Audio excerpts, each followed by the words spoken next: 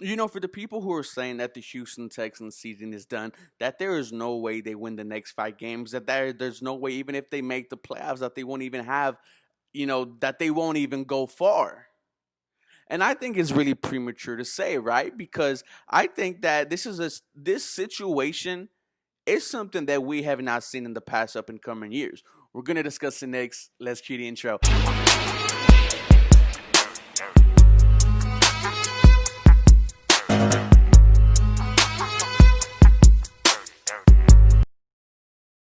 Hello, everybody. Welcome back. This is Mr. 713. Hope you guys are having a blessed Sunday afternoon.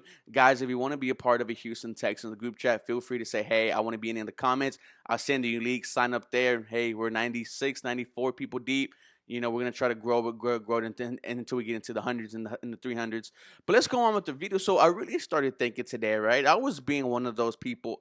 Well, if we win the next 5 games, we might just make it to wild card weekend, play that 3 o'clock game, and just get absolutely smacked, right? Because that's what we're as Houston Texans fans. That's what we're absolutely that is what we are used to.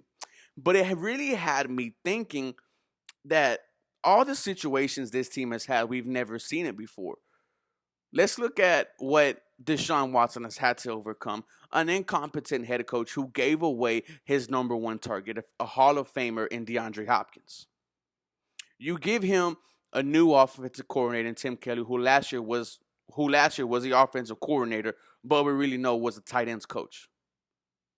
You still have a horrible offensive line coach in Mike Devlin who has failed this season. No training camp, no preseason, no OTAs, and for the first 4 weeks it showed. The Houston Texans offense was absolutely horrible. Now, with the fire of Bill O'Brien, all of a sudden this team starts clicking and clicking and clicking, and this offense is looking absolutely damn right scary. I mean, look at what they just did.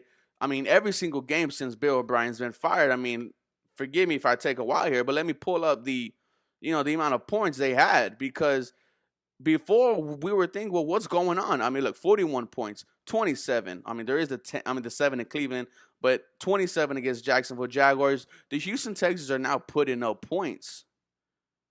So that kind of has me thinking, well, if the offense has gotten better, well, what about the defense? And the defense has. And I only tell you this because this is a weird situation for the defense. If you watch boxing, if you watch UFC, they have these things, they have these terms that they use for underdogs, right? If I'm going against somebody who's great, they're going to say, well, Ruben isn't prepared. Ruben doesn't have the experience. But you know what Ruben has is a puncher's chance. Key word for the day is puncher's chance. And that's what the Houston Texans have because they are stuck. They are starting to right now become the team that we thought that they were going to be week one against the Kansas City Chiefs. A great offense and the defense that isn't that good, but they're going to bend, don't break. They're going to give up touchdowns, but down the line they're going to make a play that's either going to win you the game or lose you the game. And the past 2 weeks they have made plays that helped the Texans win. A game against the Patriots, J.J. Watt bats 4 passes. Against the Lions, Justin Reed goes off for 2 sacks. J.J. Watt has a pick six. Nate Hall has 2 sacks. Terrell Adams has 2 forced fumbles.